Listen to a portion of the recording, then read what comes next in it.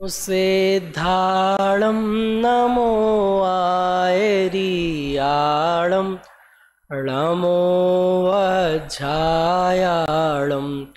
नमो लोये सवसाहूणं मंगलम भगवान वीरो मंगलम गौतमो गणि मंगलम कुंद कुंदार्यो जैन धर्मोस्तु मंगलम सर्वमंगल मंगल्यम सर्वकल्याणकारकम प्रधानम सर्वधर्माणां जैनम जयतु शासनम जैनम जयतु शासनम वंदितु सर्वसिद्धे ध्रुवमचलमणोभवं गदिं पत्ते वोच्छामि समय पाहुड़ मृडमो सुद केवली वडिदम नमः समय साराय स्वानुभूत्या चकासते चित् स्वभावाय भावाय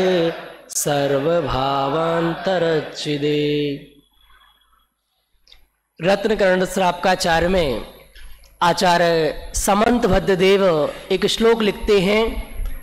देशयामी समीचीनम धर्मम कर्म निवर्णम संसार दुखता सत्वान यो धरत्योत्तमे सुखे।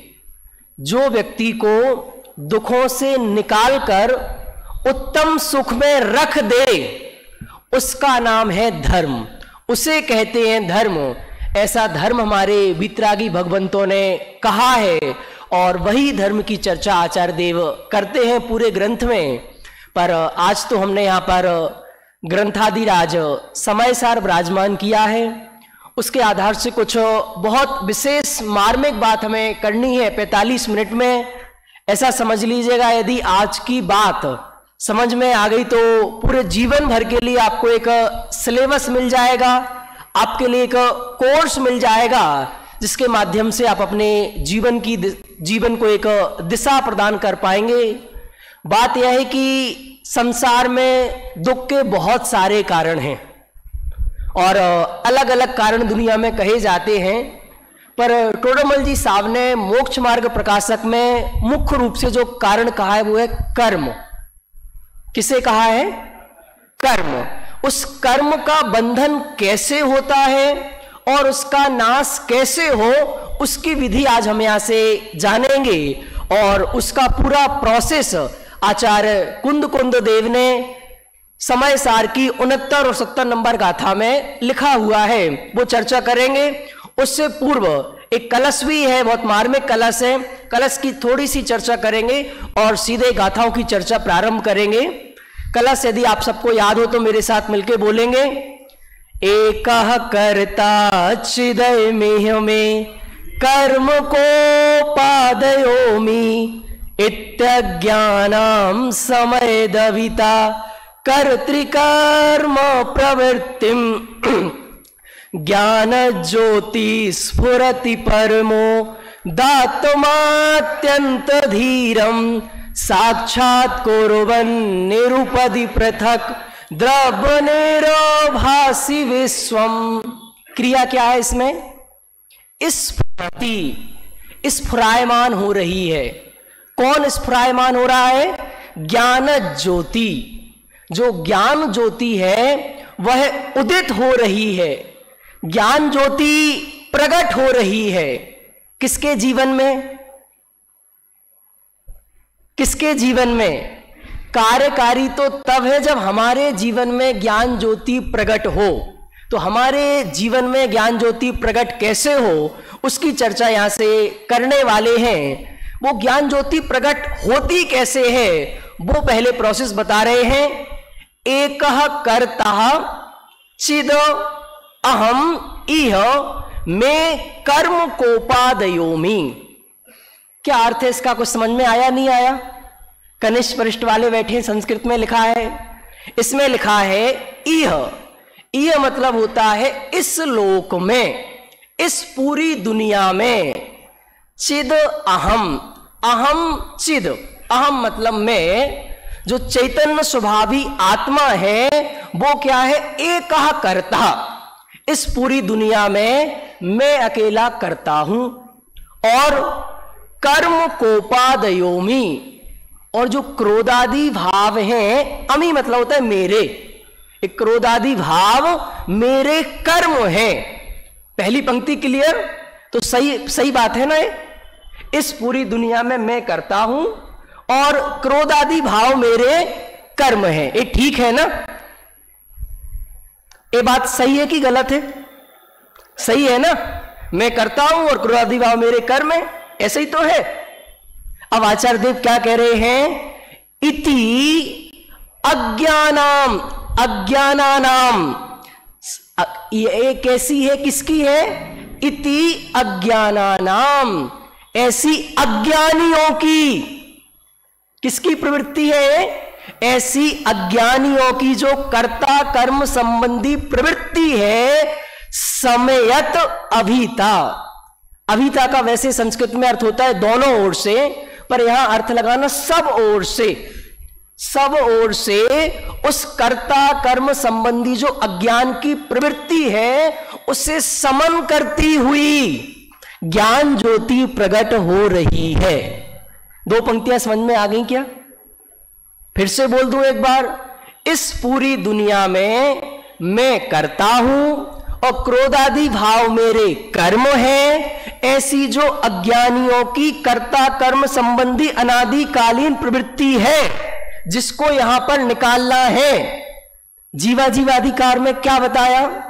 जीवाजीवाधिकार में जीव की जो एकत्व ममत्व संबंधी भूल थी उसे बाहर निकाला, और कर्ता कर्म अधिकार में जीव की कर्ता कर्म संबंधी जो गलत मान्यता थी उसे बाहर जीव का निकाल रहे हैं।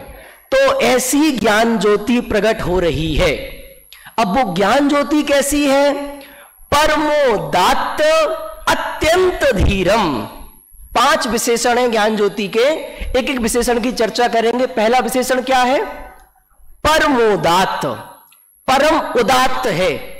किसे कहते हैं उदात्त? आप लोगों में है कोई उदात्त? उदात्त मतलब होता है उदार, जिसका दिल बड़ा होता है। बोलते हैं ना इसका दिल बहुत बड़ा है, इस सबको दे सकता है। यदि घर में 100 लोग आ जाएं तो 100 लोगों को खाना खिला सकता है, इतना उदार व्यक्ति है। तो जो ज्ञान ज्योति है वो इतनी उदार है, इतनी उदार है कि पूरी लोकालोक को जान सकती है। ज्ञान की उदारता मतलब कि वो पूरे लोकालोक को जान सकती है।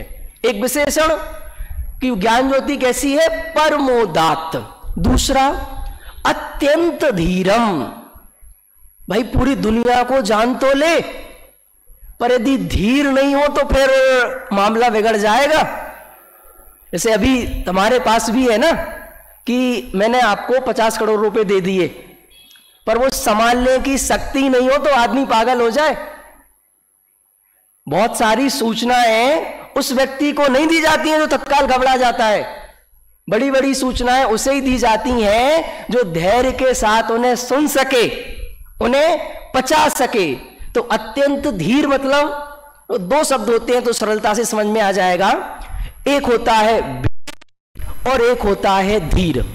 सुने 2 शब्द, किसे कहते हैं वीर और धीर? सरल भाषा में बता देता हूं। जो दूसरों पर आक्रमण कर सके उसे कहते हैं वीर, और जो दूसरों के आक्रमण को सह सके उसे कहते हैं धीर। तो राजा को वीर होने के साथ साथ धीर होना जरूरी है। यदि धीर नहीं होगा तो काम नहीं बनेगा, हार जाएगा। तो वो ज्ञान ज्योति कैसी है? वीर, उदार, पूरी दुनिया को जानने वाली है, पर पूरी दुनिया ज्ञान में आकर भी वो उससे रंच मात्र भी आकुलित व्याकुलित नहीं होता है। ये है ज्ञान की धीरता। ऐसी धीरता हमारे ज्ञान में है क्या? ऐसी धीरता आज 2-5 गेयों को लेके नहीं है, इसलिए इतनी बड़ी वीरता प्रकट नहीं हो पा रही है। बहुत बड़ी बात कह दी। क्या कह दिया? पंडित जी हमें वो वीरता क्यों प्रकट नहीं हो पा रही है, ऐसा परम उदात्तपना, ऐसी ज्ञान ज्योति हमें प्रकट क्यों नहीं हो पा रही है? तो कहा इसलिए नहीं हो पा रही है कि आज आप 2 गेयों को जानते नहीं हो, 4 गेयों को जानते नहीं हो, तत्काल आकुलित व्याकुलित हो जाते हो। वो धीरता नहीं है। जब 2 गेयों को नहीं संभाल पा रहे तो पूरी दुनिया को कैसे संभालोगे? हमें अपनी कंपनी का मैनेजर बनाना है किसी को, देखा भाई ये अपने आप को नहीं संभाल पाता, ये 2 व्यक्तियों को नहीं संभाल पाता, ये इतनी बड़ी कंपनी कैसे संभालेगा? तो वो ज्ञान ज्योति ऐसे कैसे प्रकट होगी? और साक्षात कुर्वन् निरुपधि पृथक द्रव्य निर्भासी विश्वम, कैसी है वो ज्ञान ज्योति? विश्वम साक्षात कुर्वन्, वो ज्ञान ज्योति पूरे विश्व का साक्षात्कार करने वाली है, पूरे विश्व को हस्तामलकवत, हाथ पे रखे हुए आंवले की भांति पूरी दुनिया को जानने वाली है। और निरूपी, ये बहुत मार्मिक विशेषण है, मतलब पर के सहयोग के बिना हमारे ज्ञान के अंदर ऐसी सामर्थ्य है, ऐसी उसमें क्वालिटी है कि उसे जानने के लिए किसी दूसरी चीज की जरूरत है ही नहीं। ज्ञान ही सर्व समाधान कारक है। ज्ञान में दुनिया के सारे आंसर मौजूद हैं, बस जरूरत है उस आंसर को निकालने की। और एक अंतिम विशेषण और है, द्रव्य पृथक द्रव्य, मतलब एक एक द्रव्यों को, उनके एक एक गुण को, उनकी एक एक पर्यायों को अलग अलग जानता है। जो कहते हैं ना, भूत को जानते होंगे, भविष्य को जानते होंगे, पर डिटेल से नहीं जानते हैं, सामान्य सामान्य जानते हैं, विशेष नहीं जानते हैं। तो कितना मार्मिक विशेषण है, एक एक द्रव्य को, उनके एक एक गुण को, उनकी एक एक पर्याय को जानने वाली वो ज्ञान ज्योति है। और उस ज्ञान ज्योति को यहां पर नमस्कार करके आचार्य देव गाथाएं प्रारंभ कर रहे हैं। अपन को तो गाथाएं पढ़नी थी, कलश तो अपन ने सहज ही पढ़ लिया है। गाथाएं क्या कहती हैं, आपके साथ पीछे हो तो मिलके बोलेंगे। जावण वेदी विशेषम तरंतु आदा सवाण दोणंपी अण्णाणि तावदुसो कोहादिषु बट्ठदे जीवो कोहादिषु बट्ठन्तस्य तस्य कम्मस्य संचयो होदि जीवस्येवं बंधो खलु सबदरी सिंह। क्या अर्थ है? जावण वेदी विशेषम तरंतु आदा सवाण दोणंपी। जब तक, जाव मतलब जब तक यह जीव आदा सवाण दोणंपी, आदा सवाण संधि विच्छेद करो, आदा आसवाण, आदा मतलब होता है आत्मा और आसवाण मतलब आश्रव, दोणंपी मतलब इन दोनों में विशेष अंतरम। जब तक यह जीव आत्मा और आश्रवों में विशेष अंतर नहीं जानता है, णा वेदी, णा मतलब नहीं और वेदी मतलब जानता है। तो पहली लाइन का अर्थ क्लियर, जब तक यह जीव आत्मा और आश्रमों में अंतर नहीं जानता है। अब जब तक लगाया था तो क्या लगेगा, तब तक, मतलब ये इतनी सॉलिड गाथा है। और जो 10 लक्षण धर्म की चर्चा करने वाले हैं, अपनाने वाले हैं, यदि 2 गाथाएं समझ में आ गई तो सारे विकार मिट जाएंगे। और यदि ये समझ में नहीं आए तो कितनी चर्चा करते रहो, कुछ भी होने वाला नहीं है। तो जब तक यह जीव आत्मा और आश्रमों में क्या अंतर नहीं, विशेष अंतर, विशेष अंतरम णावेदी, जब तक विशेष अंतर नहीं जानता है, तावद, कहां लिखा, दूसरी पंक्ति में लिखा, मिल गया, तावद अण्णाणि, तब तक यह अज्ञानी है। कहा भैया अच्छा, जब तक यह आत्मा, अभी पॉइंट बनाते जाना, ठीक है, और याद करते जाना, फिर मैं आपसे पॉइंट पूछूंगा। और आचार्य कुंद देव ने तो 2 गाथाएं बनाई हैं, वो 2 गाथा उनने आपके ऊपर छोड़ दी हैं। तो आज अपन 2 गाथाएं और बनाएंगे तो समय सार में हो जाएंगी 417 गाथाएं। आप ही बना दोगे, इतनी सरल है। मैं ट्रिक बता दूंगा आपको, बना आप लोगे वो। तैयार है? बस ध्यान से सुनते जाना तो बन जाएंगी 2 गाथाएं और। जब तक यह जीव आत्मा और आश्रवों में विशेष अंतर नहीं जानता है तब तक यह अज्ञानी है। अब जब तक यह अज्ञानी है तब तक कोहादिशु वट्ठदे जीवो, मिला दूसरी पंक्ति में, जब तक यह अज्ञानी है कोहादिशु वट्ठदे जीवो। अब क्या चल रहा है पूरी दुनिया में? महाराज गुस्सा आता है, गर्म पानी पी लो, उल्टी गिनती गिन लो, नमोकार मंत्र पढ़ लो, ये कर लो वो कर लो। अरे इससे क्रोध शांत होगा? एक फॉर्मूला समझ लीजिएगा, अज्ञान से क्रोध है, अज्ञान से सारी कसाएं खड़ी हैं। तो यदि क्रोध को दूर करना है तो अज्ञान को मिटाना होगा। पानी पीने से क्रोध शांत नहीं होगा। तो जब तक यह जीव अज्ञानी है तब तक क्रोध आदि में बर्तन करेगा। ठीक है, अब आगे बढ़ो। कोहादिशु वट्ठन तस्य कम्मस्य संचयो होदी। जब तक यह जीव क्रोध आदि में बर्तन करेगा तब तक इसके कर्म का आश्रव होगा। आश्रव तो समझते हैं, मतलब कर्म आके बंधेंगे। जब तक यह जीव क्रोध आदि में प्रवर्तन करेगा तब तक इसके कर्म का संचय होगा, और जब तक इसके कर्म का संचय होगा तब तक इसको कर्म बंधते रहेंगे, और जब तक कर्म बंधते रहेंगे तब तक कर्म उदय में आते रहेंगे, और जब तक कर्म उदय में आते रहेंगे तब तक यह जीव दुखी होता रहेगा, और जब तक दुखी होता रहेगा तब तक ये संसार में घूमता रहेगा। इतनी सारी बातें मैंने अपने मन से जोड़ दी। और भणी दो खलु सब दरी सिहिम, ऐसा जिनेंद्र भगवान ने कहा है। सब जगह नहीं लिखा, जो बहुत प्राइम गाथा। राजन जी माइक सेटिंग ठीक करो थोड़ी सी। जब तक बहुत सारी जगह नहीं लिखा, जो बहुत प्राइम गाथाएं हैं, जैसे कोर्ट में भी होता ना, कोई जनरल बात कहनी हो तो ऐसे ही कह देते हैं, पर कोई जो विशेष बात कहते हैं ना तो उसके लिए कुछ नजीर पेश की जाती है, कुछ दलीलें पेश की जाती हैं, और बहुत विशेष व्यक्ति की तब की जाती है जब कोई बहुत बड़ी बात वहां पर कहने वाले हों। तो अभी तो ये पॉइंट बन गए, पर अब फिर से वापस से चर्चा कर रहे हैं कि जब तक यह जीव मतलब कौन? मैं। जब तक ऐसा भाव भाषण नहीं होगा, यहां 2 जीव हैं, एक वर्तमान समय की पर्याय वाला जीव जिसे इस बात का निर्णय करना है। तो जब तक मैं आत्मा और आश्रवों में विशेष अंतर नहीं जानूंगा, क्या है इन दोनों में विशेष अंतर, मैं आपसे जानना चाहता हूं। क्या आश्रव आया कहां से? पहले तो सचमुच मूल शास्त्रों में जाएंगे तो 2 ही तत्व हैं, 2 ही द्रव्य हैं, 2 से 7 बन गए। मैं बना के दिखा दूं आपको कैसे बन गए।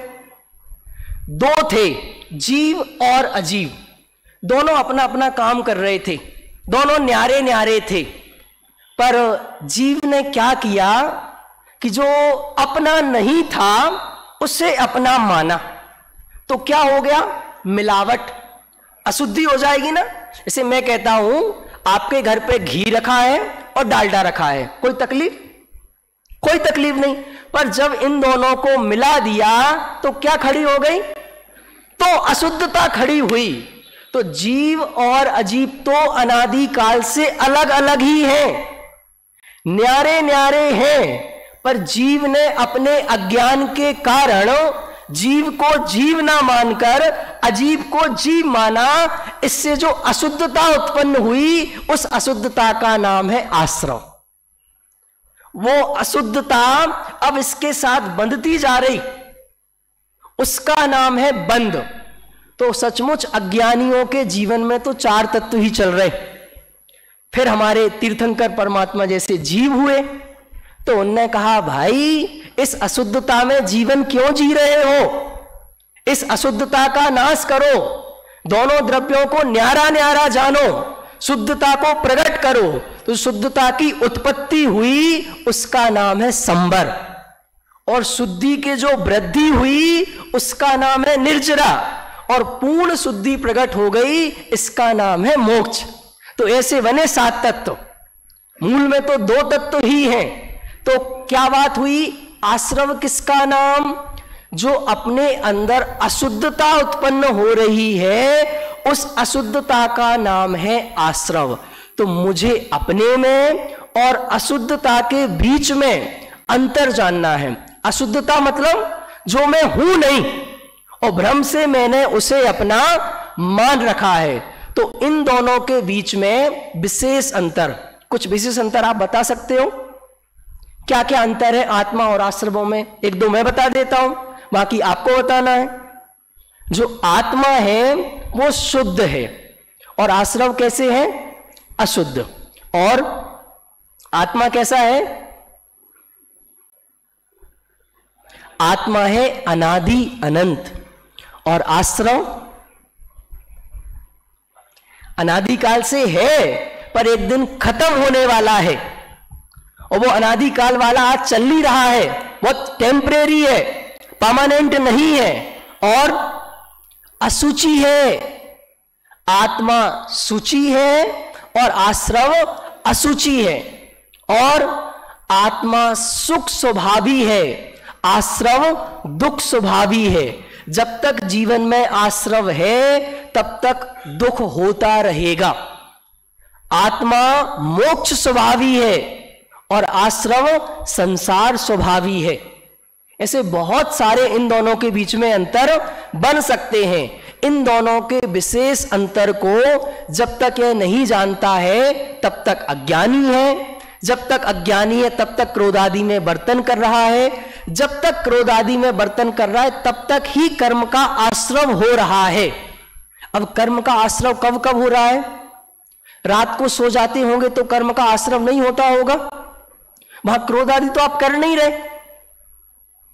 पर अज्ञानी है ना, वो ऊपर से लिंक बैठा लो कि अभी आप वर्तमान में क्रोध करते हुए नहीं दिख रहे। मैं इसको ऐसा कहता हूं, वर्तमान में कोई क्रोध करता हुआ नहीं दिख रहा है, पर यदि अज्ञानी है तो 24 घंटे आश्रव कर रहा है, क्योंकि जो कर्मों का आश्रव हो रहा है वो आपकी क्रिया से नहीं हो रहा है, वो आपके अज्ञान से हो रहा है। क्या बोला? कर्म का आश्रव और बंध किससे होता है? अज्ञान से होता है, किसी क्रिया विशेष से नहीं होता है। अब कोहादिशु वट्ठन तस्य कम्मस्य संचयो होदी, ये हुई अभी आधी बात। अब पूरी बात करो, कोई बनाएगा गाथाएं। जब यह जीव आत्मा और आश्रवों के बीच विशेष अंतर जान लेता है तो वह ज्ञानी हो जाता है। सरल है ना? बिल्कुल बिल्कुल हू बहू वैसे ही चलते जाना है और एक एक शब्द बदलते जाना है। जावण णा हट जाएगा कि भाई अब मैंने आत्मा और आश्रवों के बीच अंतर जान लिया है। तो जानना है कि नहीं जानना है? ये मौका मिला है आत्मा और आश्रवों के बीच अंतर जानने का। यदि अब भी आत्मा और आश्रवों के बीच अंतर नहीं जाना, उन आश्रवों को अपना स्वभाव समझते रहे, तो फिर अनंत काल तक संसार में परिभ्रमण होता रहेगा। ये मौका मिला है कि जो गंदगी है आप उसे पहचान सकें और उस गंदगी को दूर कर सकें। तो जब यह जीव आत्मा और आश्रवों के बीच विशेष अंतर जानता है तब वह ज्ञानी हो जाता है। ज्ञानी होने के लिए क्या करना है भाई साहब? अनिल जी भाई साहब, क्या करना है ज्ञानी होने के लिए? कितने शास्त्रों को पढ़ना है? कौन कौन सी चीजें याद करनी है? ये कह रहे कुछ भी नहीं करना है, बस आत्मा और आश्रवों के बीच विशेष अंतर जानते ही जीव ज्ञानी हो जाता है। और जब यह ज्ञानी हो जाता है तो कोहादिशु बट्ठ देना, फिर इसका क्रोधादि में बर्तन नहीं होता है। पॉइंट बनते जा रहे। पहला पॉइंट, जब यह जीव आत्मा और आश्रवों में विशेष अंतर जान लेता है, तब यह ज्ञानी हो जाता है। जब यह ज्ञानी हो जाता है तो यह क्रोधादि में प्रवर्तन नहीं करता है, और जब यह क्रोधादि में प्रवर्तन नहीं करता है तो इसके कर्म का आश्रव नहीं होता है, और जब कर्म का आश्रव नहीं होता है तो कर्म का बंध भी नहीं होता है, और जब कर्म का बंध नहीं होता है तो कर्म का उदय नहीं आता है। अब आज तकलीफ यह है, आज पूरी दुनिया में एक भी व्यक्ति पाप का उदय नहीं चाहता, पर पाप करना बंद भी नहीं करता है। क्या कह रहा हूं पंडित जी, मेरे पाप कर्म का उदय क्यों आ जाता है, मेरे जीवन में तकलीफ क्यों आ जाती है, मेरे जीवन में परेशानियां क्यों आ जाती हैं? अरे स्टॉक में पड़ी हैं इसलिए आ जाती हैं। यदि तुम्हें चाहते हो कि तुम्हारे किसी प्रकार का कोई भी पाप का उदय ना आए तो पाप का बंध भी तो मत करो। तो कहां तक आ गए थे अपन कि भाई जब तक यह जीव आत्मा और आश्रवों में विशेष अंतर जान लेता है तो यह ज्ञानी हो जाता है। ऐसा ज्ञानी किस किस को बनना है?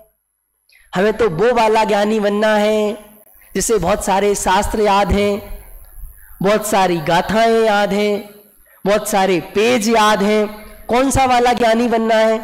दो प्रकार के ज्ञानी हैं, एक क्षयोपशम ज्ञान वाला ज्ञानी, एक विशुद्धि वाला ज्ञानी।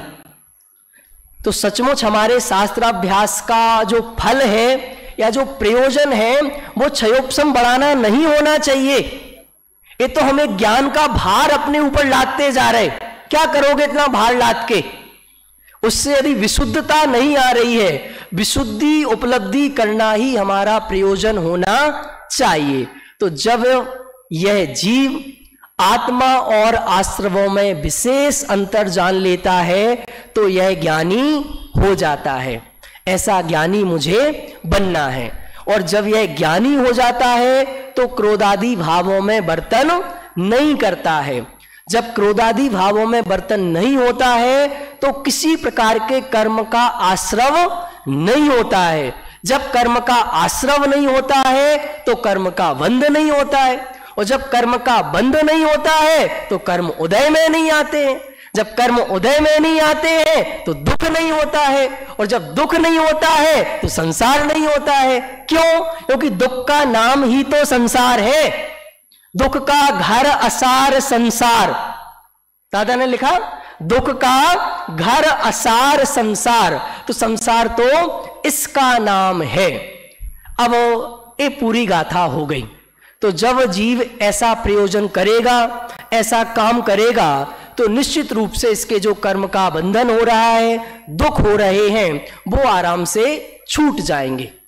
आपने बात तो बता दी, पर एक काम होए कैसे, इसके लिए कुछ सरलता से 4 मंत्र आपको दे रहा हूं जो इसी के सार रूप हैं। वो यदि आपके समझ में आ जाएंगे तो प्रक्रिया बहुत आसान हो जाएगी। सबसे पहला मंत्र है उदासो हम।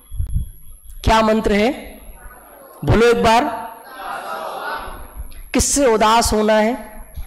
यदि आपको सचमुच कर्म बंधन के प्रोसेस को एक बार ब्रेक करना है, कर्म बंधन की प्रक्रिया को एक बार तोड़ना है, क्योंकि एक बार तो तोड़ना पड़ेगा। क्यों?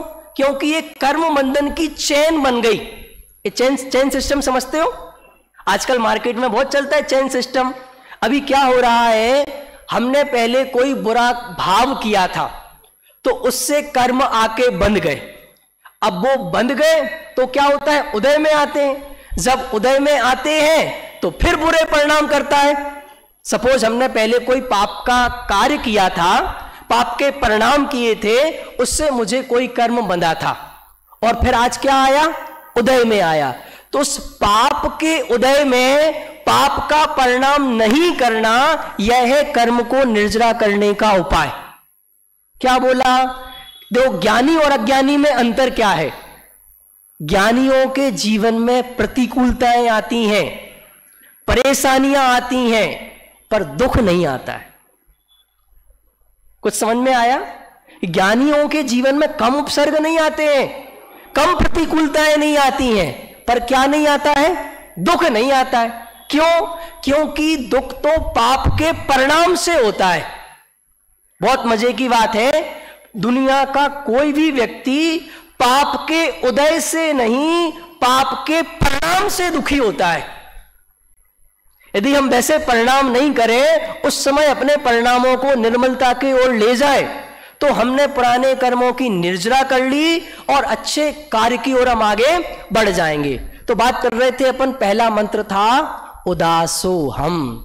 मुझे सबसे पहले यदि इस कर्म बंधन के प्रोसेस को तोड़ना है तो उदास होना पड़ेगा। कैसा उदास? नहाएंगे नहीं अब कल से, पुराने कपड़े पहन लेंगे, इसका नाम है उदास। उदास मतलब है किसी के दास नहीं बनना, किसी के गुलाम नहीं बनना।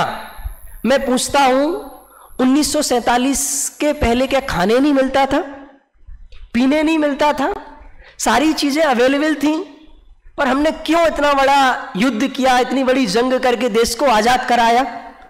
वो गुलामी नहीं सही जा रही थी, वो किसी की दास्ता नहीं सही जा रही थी।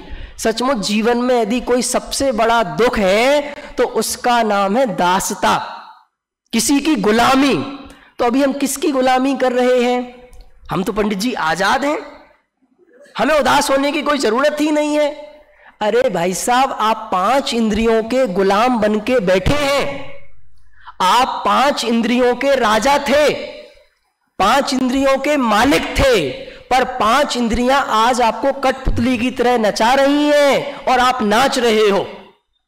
आप विचार करो शांति से, सुबह से लेके शाम तक आप किसके लिए भाग रहे हो?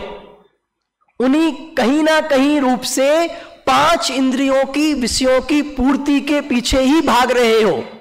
और एक गहरी बात और कह दूं, यह जीव विषय परिवर्तन करके सुखी होना चाहता है। विषय परिवर्तन मतलब, सबसे पहले बढ़िया कर्ण इंद्री से गाने सुन रहा था, सुनते सुनते क्या हो गया? थक गया, बोर हो गया, तो क्या करता है? अब बढ़िया कुछ खा लिया जाए। तो क्या हुआ? कर्ण इंद्री से रसना इंद्री पे शिफ्ट होने को ये समझता है सुखी हो गए। अब रसना खाते खाते थक गए तो क्या? अब थोड़ा सा आराम कर लिया जाए, तो अब स्पर्शन इंद्री की एक्टिविटी पर आ गया और क्या समझ लिया? सुखी हो गए। सोते सोते थक गए, अब कुछ बढ़िया सा नजारा देख लिया जाए, तो चक्षु इंद्री के विषय में सुखी होना मानता है। वो देखते देखते थक जाता है, फिर वही प्रोसेस रिपीट करता है। मतलब एक इंद्री से दूसरे इंद्री पर विषय पे जाने को ये अपने आप को सुखी मानता है, पर इसका नाम सुख नहीं है। तो अभी दुनिया का प्रत्येक जीव 24 घंटे 5 इंद्रियों का गुलाम बन के बैठा है, पर मैं इनका गुलाम नहीं हूं, मैं इनका मालिक हूं। और ये मन मेरा मैनेजर है, ये इंद्रियां मेरे नौकर हैं, मैं इनके नौकर नहीं हूं, ये मेरे नौकर हैं। समझ में आया? तो इनके दास नहीं बनना, दुनिया में किसी चीज का दास नहीं बनना, इसका नाम है उदास। ठीक है पंडित जी, किसी के दास नहीं बनेंगे तो फिर क्या करेंगे? तो फिर कहा दास तो फिर बनना पड़ेगा।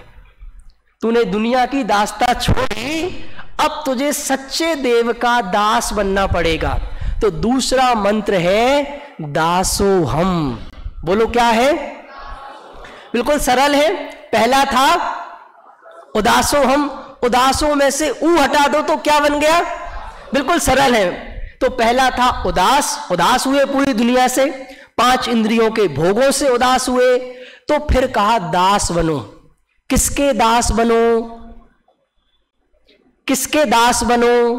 तो कहा पक्षपातो न मे वीरे न द्वेषा कपिलादिषु युक्ति मद वचनम यस्य तस्य कार्या परिग्रह। शांति से बैठ के विचार करो, मुझे भगवान महावीर स्वामी से कोई पक्षपात नहीं है और कपिल आदि दूसरे देवी देवताओं से कोई द्वेष नहीं है, पर हम करें क्या?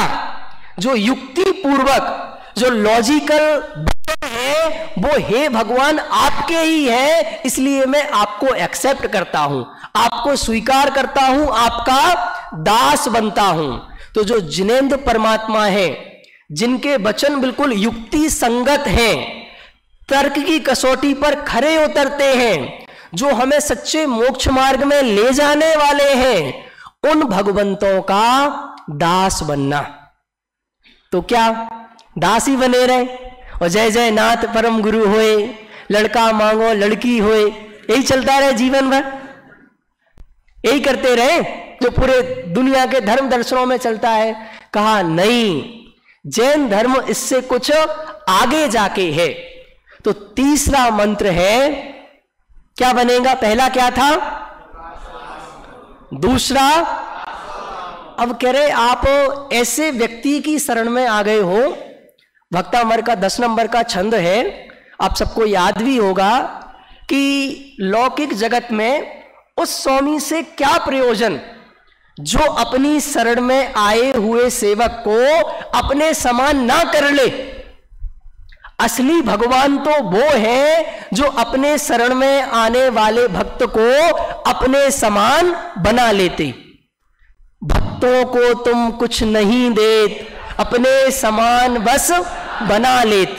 क्या देते हमारे भगवान?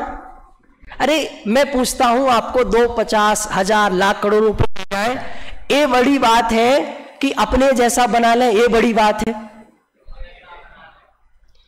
राहुल जी भाई साहब, आप मुझे 1 लाख 2 लाख रुपए दे दें, इसमें बड़ी बात है कि आप मुझे अपना भाई बना लें, इसमें बड़ी बात है? अपने जैसा बना लें, इसमें बड़ी बात है ना। तो हमारे जो भगवान हैं वो अपने शरण में आने वाले भक्त को अपने जैसे बनाने की विधि सिखाते हैं।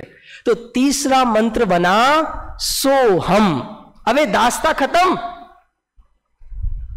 दास्ता खत्म। तो पहले उदास हुआ तो भगवान की शरण में आया। देखो, जब तक उदास नहीं होगा तो भगवंतों की महिमा आएगी नहीं, तो उनका सच्चा दास बनेगा ही नहीं। यदि विषय भोगों की चित्त में महिमा है तो तू विषय भोगों वालों का ही दास बनेगा। समय सार में लिखा ना, जिसको जो धन का अर्थी है वो राजा के ही आगे पीछे घूमेगा, और जो मोक्ष का अर्थी है वो ज्ञानी गुरु के सानिध्य में आत्मा के पास आएगा। तो तीसरा मंत्र है सोहम। कितना छोटा सा मंत्र बचा अब, सोहम। क्या अर्थ है संस्कृत में होता है, इसका संधि विच्छेद करेंगे तो सह प्लस अहम। सोहम को संधि विच्छेद क्या होगी? सह प्लस अहम। सह मतलब होता है वह, और अहम मतलब होता है मैं। वह में मतलब कि जिनका मैं दास था ना, वह मैं वही हूं। हे भगवान, जैसे आप हैं मैं बिल्कुल वैसा ही हूं। आपका जो रूप है मेरा भी वही रूप है। जो द्रव्य आपका वही द्रव्य मेरा। जितने गुण आपकी आत्मा में उतने ही गुण मेरी आत्मा में। हे भगवान, आप में और मेरे में कुछ अंतर नहीं है, और जो अंतर है वह अंतर देखने लायक नहीं है। क्या बोला? हे भगवान, आप में और मेरे में कोई अंतर नहीं है, और जो पर्याय संबंधी, वर्तमान पर्याय संबंधी अंतर है उसका रोने लायक नहीं है। उसको याद कर करके ही तो संसार में भटक रहे हो। अब उसका रोना नहीं रोना है। और ज्यादातर तो समानता है ना। भगवान और मेरे में 3 चीजें थीं, द्रव्य गुण पर्याय। तो द्रव्य की समानता, गुण की समानता, तो ज्यादातर तो समानता ही समानता है ना। और पर्याय भी समान ही है। क्यों? हे भगवान, आपकी पर्याय भी प्रति समय बदल रही है और मेरी पर्याय भी प्रति समय बदल रही है। क्या अंतर है? आप तो उस पामरता की ओर बार बार दृष्टि करते हो, इसीलिए पामरता है। वो पामरता छोड़ के एक बार समानता से सोचो, उस दृष्टि से सोचो। हे भगवान, मैं आपके जैसा हूं, मैं आपके समान हूं, और आपके समान क्यों? ये तीसरे में सोचना है। पर ऐसा सोचते ही रहोगे जैसे आप वैसे में, जैसे आप वैसे में, का पता चल गया ना कि जो खजाना उनके पास है वही खजाना आपके पास है। जो माल आपकी थाली में है वही मेरी थाली में है, तो क्या तुलना ही करता रहूं?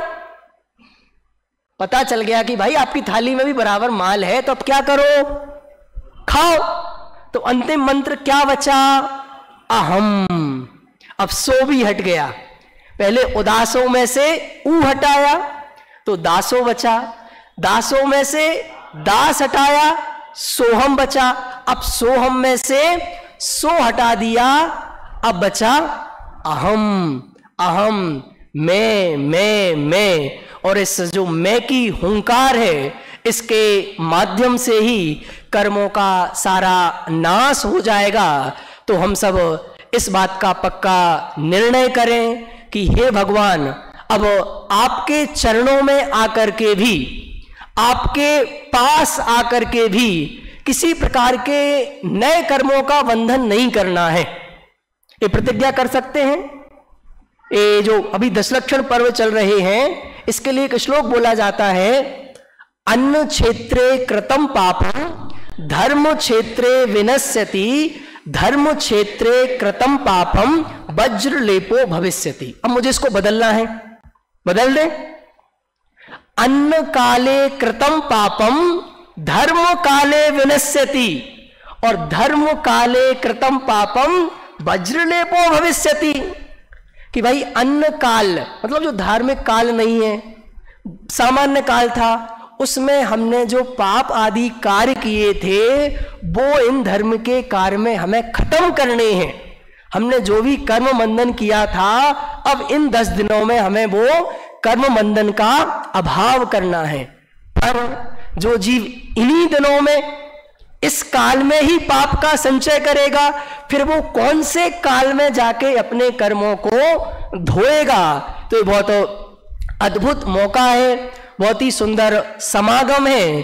तो हम सब अपने अंदर से जो भी हमने कर्म बंधन आज तक कर रखा है, पर वो पंक्ति बार बार फिर याद आ जाती है, कर्म बंधन काटने को कर्म ही करते रहे, कर्म ही करते रहे तो कर्म ही बंधते रहे।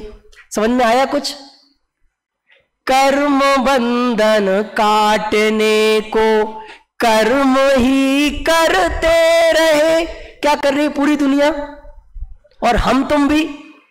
कर्म काटने के लिए कोई एक नया कर्म चालू कर दिया, उनने कोई दूसरी क्रिया चालू की, तुमने कोई दूसरी क्रिया चालू कर दी। यदि हम किसी क्रिया को करके संतुष्ट हो रहे हैं, किसी कर्म पर द्रव्य के कर्म को करके संतुष्ट हो रहे हैं, तो उससे कर्म ही बंधने वाले हैं। तो मेरा कर्म क्या है? मेरा कर्म है जानना जानना जानना। तो यदि मैं वो जानने जानने रूप कर्म को कर सका, उसका करता रह सका, तो निश्चित रूप से हमारे सारे कर्म कट जाएंगे। और जानने जानने को छोड़कर और किसी भी दूसरे कर्म में उलझ गए तो कर्म बंधन काटने को कर्म ही करते रहे, और जब कर्म ही करते रहे तो कर्म ही बंधते रहे। बीतरागी भाव ही है धर्म, यह जाना नहीं। धर्म तो किसका नाम है? जो बीतरागी भाव है, जो समरसी भाव है, उसका नाम वास्तविक धर्म है। और वो हमें कैसे प्रकट होगा? जब हम आत्मा और आश्रमों के बीच विशेष अंतर जानेंगे, उन दोनों में विशेष भिन्नता महसूस करेंगे। देखो, शास्त्रों के माध्यम से तो बहुत बार जान ली, तो क्या हो गए हम कर्म बंधन से फ्री? शास्त्रों के जानने से काम नहीं होगा। इसके लिए मैं कहता हूं, हमें जिनवाणी का सिर्फ शब्दात्मक ज्ञान ही नहीं, उसके साथ साथ उसका अर्थात्मक, उसका भावात्मक, उसका विचारात्मक, उसका निर्णयात्मक, उसका क्रियात्मक, उसका प्रयोगात्मक, इन 7 स्तरों पर जब हम स्वाध्याय करेंगे तो वो स्वाध्याय कार्यकारी है। अभी तो हम शब्दों में ही खेल रहे हैं, शब्दों के माया जाल में उलझे हैं। उससे ही अपने आप को छोटा बड़ा समझ रहे हैं, उससे ही ज्ञानी अज्ञानी समझ रहे हैं, उससे काम नहीं होगा। तो आत्मा और आश्रवों के बीच विशेष अंतर को जानकर, समझकर और वैसा ही महसूस कर, जब आपके जीवन में कोई पाप का उदय आया तो वो क्या है? वो आश्रव है। इसके लिए मैं और अंतिम बात, एक दो बातें और कह के बात पूरा करता हूं कि एक परिणाम खराब हो जाने से परिणाम ही खराब नहीं होता। ये जो परिणाम है ये है आश्रम और परिणामी है आत्मा। तो अभी तो एक परिणाम खराब हो जाने से ये अपने आप को खराब मानने लगता है। एक पर्याय खराब हो जाने से द्रव्य खराब नहीं हो गया, नहीं होता है, ये मानना पड़ेगा। तो आश्रव है एक पर्याय, आश्रव है एक समय का परिणाम। तो एक परिणाम खराब हो जाने से मेरा अपरिणामी खराब नहीं होता, वो तो त्रिकाल शुद्ध है, ऐसा महसूस करना। और जैसे ही हम महसूस करते हैं, और जैन धर्म नास्ति परक धर्म नहीं है, जैन धर्म तो अस्थि परक धर्म है। इस अस्थि की मस्ती में मस्त हो जाना कि मैं तो शुद्ध हूं, मैं तो अपरिणामी हूं, मैं तो द्रव्य हूं, जो खराब हुआ था वो तो एक समय की पर्याय थी। और मजे की बात, जब आपको वो पर्याय के बारे में भी पता चलता ना, तब तक उसका प्रागभाव हो जाता है। आपके पास इतनी सूक्ष्म दृष्टि नहीं है, वो तो गई। तो जो चीज गई है, चली गई, उसके आधार से अपना मूल्यांकन क्यों करते हो? जैसे एक बोलते ना 60 साल के हो गए, तो जो बुद्धिमान लोग होते हैं ना, वो ये समझते हैं कि अब बस 20 साल बचे। और जो अज्ञानी है वो क्या कहता है? 60 के, हम भाई सब 60 के हो गए, 60 साल का एक्सपीरियंस है हमारा, 60 साल का अनुभव है। अरे अनुभव कुछ नहीं है। समझ में आया? तो क्या बोला कि एक समय की पर्याय खराब हो जाने से ये आप लोगों को बहुत बहुत जरूरी है। एक परीक्षा में कम नंबर आ जाने से मैं कमजोर नहीं हूं। एक साल खराब हो जाने से मेरा शास्त्री का कोर्स खराब नहीं हुआ। एक बिजनेस खराब हो जाने से मैं खराब नहीं हुआ। एक रोटी खराब हो जाने से पूरा खाना खराब नहीं हुआ। ये समझना पड़ेगा। तो आश्रव तो बहुत टेम्परेरी चीज है, उससे भिन्न अपने आत्मा को जाने, विशेष अंतर जानेंगे तो निश्चित रूप से आप ज्ञानी बनेंगे, और ये असली वाले ज्ञानी बनेंगे। क्योंकि जानकारी तो आज सारी गूगल पर है, बस अपने आप को छोड़ के। बस मैं ही नहीं हूं गूगल पे, और सारी जानकारी है। तो हम आत्मा और आश्रवों के बीच विशेष अंतर जाने और 10 दिन तक इसकी प्रैक्टिस करें कि मैं जिस जिस बात को लेके दुखी हुआ वो तो आश्रव था, और आश्रव में नहीं हूं, मैं तो आत्मा हूं। इस बात का पक्का श्रद्धान करें तो हमारा एक कर्म बंधन का प्रोसेस टूटेगा, और कर्म बंधन का प्रोसेस टूटे और हम सब सुखी हो। इसी मंगल भावना के साथ अभी की वाणी को विराम देता हूं।